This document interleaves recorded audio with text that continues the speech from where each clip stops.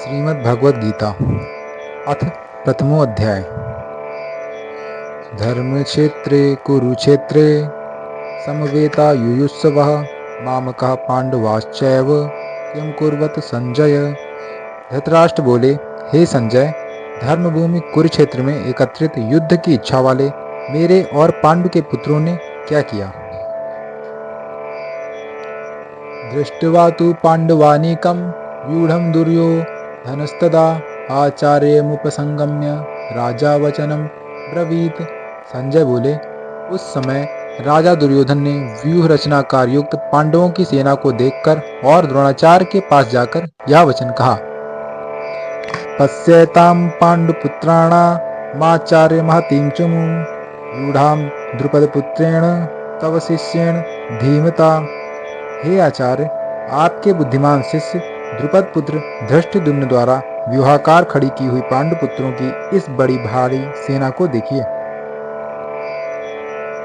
अत्र सूरा महेश्वासा भीमार्जुन समायुधि युयुधानो विराटश्च द्रुपदश्च महारथा धृष्टकेतुश्चेकितानः काशीराजश्च वीर्यवान् पुरुजित कुंती भोजश्च सभ्यश्च नरपुंगवः युधामन्युश्च विक्रांत उक्तमौजाश्च वीर्यवान् सौभद्रो द्रौपदेयाश्च सर्व एव महारथा। इस सेना में बड़े बड़े धनुषों वाले तथा युद्ध में भीम और अर्जुन के समान सूरवीर सात्यकी और विराट तथा महारथी राजा द्रुपद, धृष्टकेतु और चेकितान तथा बलवान काशीराज, पुरजित, कुंतीभोज और मनुष्यों में श्रेष्ठ सैव्य पराक्रमी युधामन्यु तथा बलवान उक्तमौजा, सुभद्रा पुत्र अभिमन्यु एवं द्रौपदी के पांचों पुत्र, ये सभी महारथी हैं। अस्माकं तु विशिष्टा ये तन्निबोध द्विजोक्तम नायकामं सैन्यस्य संज्ञार्थम तान ब्रवीमिते। हे ब्राह्मण श्रेष्ठ, अपने पक्ष में भी जो प्रधान हैं उनको आप समझ लीजिए। आपकी जानकारी के लिए मेरी सेना के जो सेनापति हैं उनको बतलाता हूँ। भवान भीष्मश्च कर्णश्च कृपश्च समितिंजयः अश्वत्थामा विकर्णश्च सौमदत्तिस्तथैव च। आप द्रोणाचार्य और पितामह भीष्म तथा कर्ण और संग्राम विजयी कृपाचार्य तथा वैसे ही अश्वत्थामा, विकर्ण और सोमदत्त का पुत्र भूरिश्रवा। अन्ये च बहवः शूरा मदर्थे त्यक्त जीवितः नाना शस्त्र प्रहरणा सर्वे युद्ध विशारदः। और भी मेरे लिए जीवन की आशा त्याग देने वाले बहुत से सूरवीर अनेक प्रकार के शस्त्रास्त्रों से सुसज्जित और सब के सब युद्ध में चतुर हैं। अपर्याप्तम तदस्माकं बलं भीष्माभिरक्षितं पर्याप्तम तुद मेतेषां बलं भीमाभिरक्षितं। भीष्म पितामह द्वारा रक्षित हमारी वह सेना सब प्रकार से अजेय है और भीम द्वारा रक्षित इन लोगों की यह सेना जीतने में सुगम है। अयनेषु च सर्वेषु यथा भागम वस्थितः भीष्म मेवाभिरक्षन्तु भवन्तः सर्व एव हि। इसलिए सब मोर्चों पर अपनी अपनी जगह स्थित रहते हुए आप लोग सभी निसंदेह भीष्म पितामह की ही सब ओर से रक्षा करें। तस्य संजन यन्हर्षम कुरुवृद्ध पितामह सिंहनादम विनद्योच्च शंखम दद्मो प्रतापवान। कौरवों में वृद्ध बड़े प्रतापी पितामह भीष्म ने उस दुर्योधन के हृदय में हर्ष उत्पन्न करते हुए उच्च स्वर से सिंह की दहाड़ के समान गरज कर शंख बजाया। ततः शंखाश्च भैर्यश्च पनवान कगुमुख सहसैवाभ्य हन्यंत सशब्दस्तु मूलो अभवत।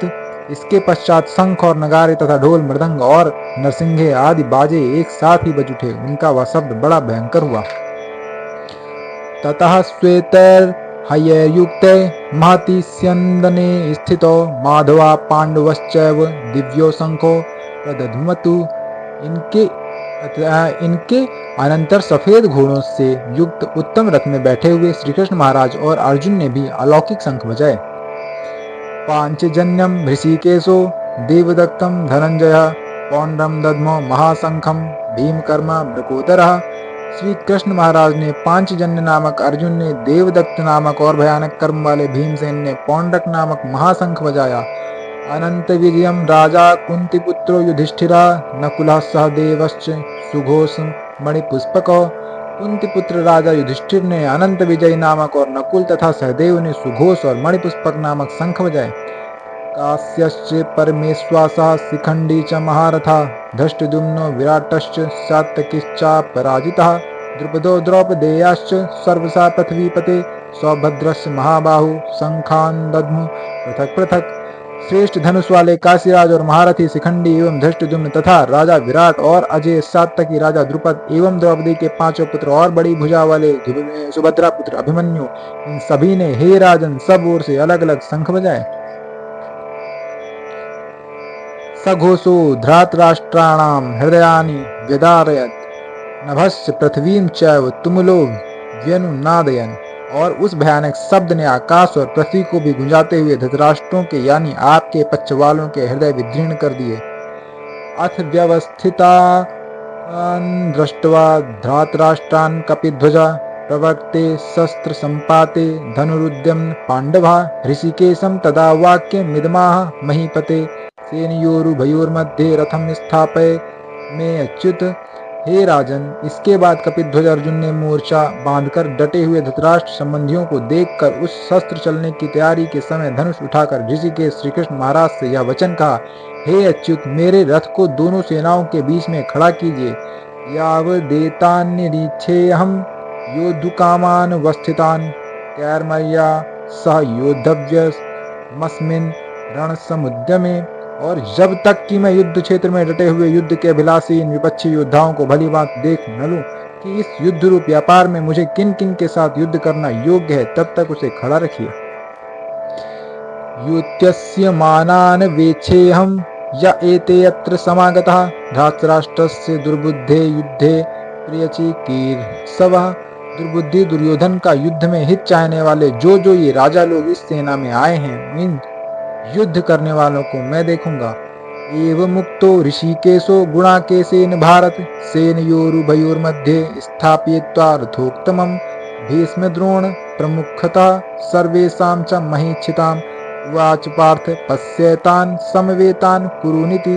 संजय बोले, हे धृतराष्ट्र, अर्जुन द्वारा इस प्रकार कहे हुए महाराज श्री कृष्ण चंद्र ने दोनों सेनाओं के बीच में भीष्म और द्रोणाचार्य के सामने तथा संपूर्ण राजाओं के सामने उत्तम रथ को खड़ा करके इस प्रकार कहा कि हे पार्थ, युद्ध के लिए जुटे हुए इन कौरवों को देख।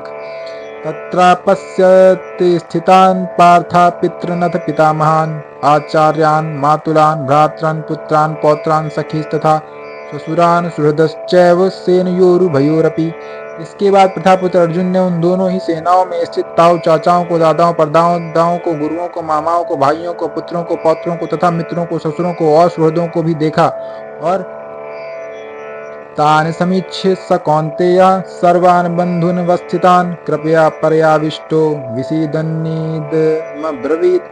उन उपस्थित संपूर्ण बंधुओं को देखकर वैकुंठी पुत्र अर्जुन अत्यंत करुणा से युक्त होकर शोक करते हुए यह वचन बोले, दृष्टिवीमं स्वजनं कृष्ण युयुत्सुं समुपस्थितं सीदन्तिमं गात्राणि मुखं च परिशुष्यति वेपथुश्च शरीरे में रोमहर्षश्च जायते गाण्डीवं स्रंसते हस्तात् वक्चैव परिदहते न च शक्नोम्यवस्थान्तु भ्रमतीव च मे मनः। हाथ में गांडीव धनुष गिर रहा है और त्वचा भी बहुत जल रही है तथा मेरा मन भ्रमित सा हो रहा है, इसलिए मैं खड़ा रहने को भी समर्थ नहीं हूँ। निमित्तानि च पश्यामि विपरीतानि केशव न च श्रेयो अनुपश्यामि हत्वा स्वजन माहवे। हे केशव, मैं लक्षणों को भी विपरीत ही देख रहा हूँ तथा युद्ध में स्वजन समुदाय को मारकर कल्याण भी नहीं देखता। न कांक्षे विजयम कृष्ण न च राज्यम सुखानि च किम नो राज्येन गोविंद किम भोगैर्जीवितेन वा। हे कृष्ण, मैं न तो विजय चाहता हूँ न राज्य तथा सुखों को ही। हे गोविंद, हमें ऐसे राज्य से क्या प्रयोजन है अथवा ऐसे भोग से ही और जीवन से भी क्या लाभ है।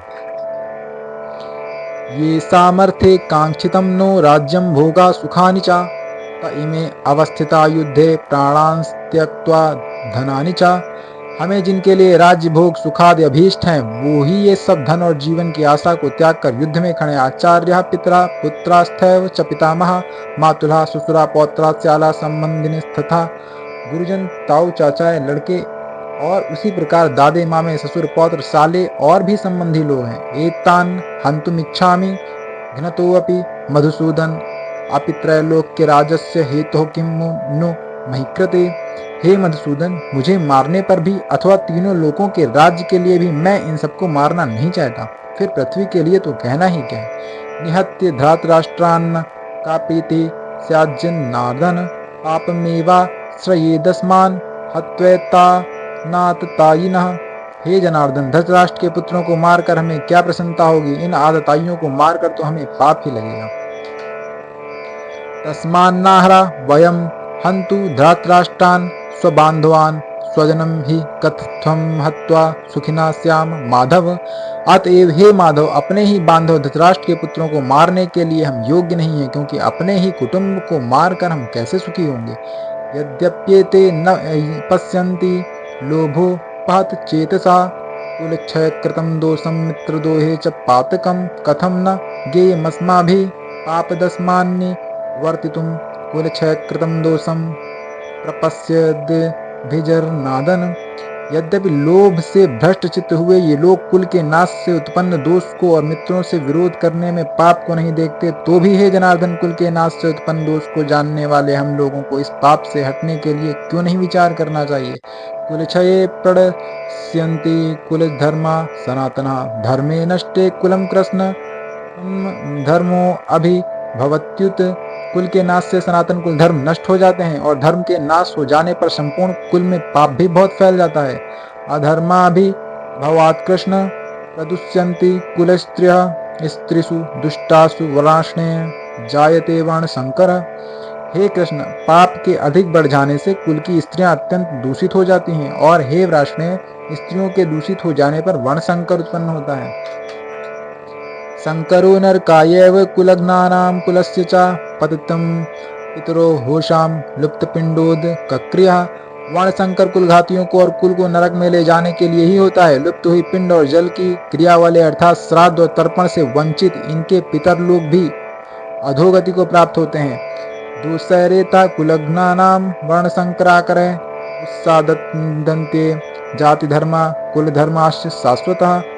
इन वर्ण संकर कारक दोषों से कुल घातियों के सनातन कुल धर्म और जाति धर्म नष्ट हो जाते हैं।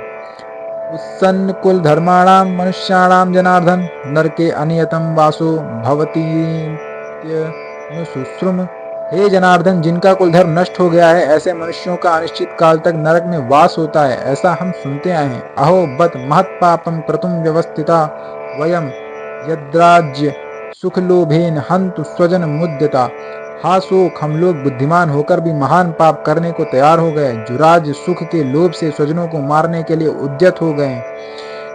यदि माम प्रतीकारम शस्त्रम शस्त्र पाणयः धृतराष्ट्रारणे हन्यु स्तन्मे क्षेमतरम भवेत्। यदि मुझ शस्त्र रहित एवं सामना न करने वाले को शस्त्र हाथ में लिए हुए धृतराष्ट्र के पुत्र रण में मार डालें तो वह मारना भी मेरे लिए अधिक कल्याणकारक होगा। एवं मुक्त्वार्जुनः संख्ये यथोपस्थ उपाविशत् विसृज्य सशरम चापम शोक संविघ्न मानसः। संजय बोले, रणभूमि में शोक से उद्विग्न मन वाला अर्जुन इस प्रकार कहकर बाण सहित धनुष को त्याग कर रथ के पिछले भाग में बैठ गया।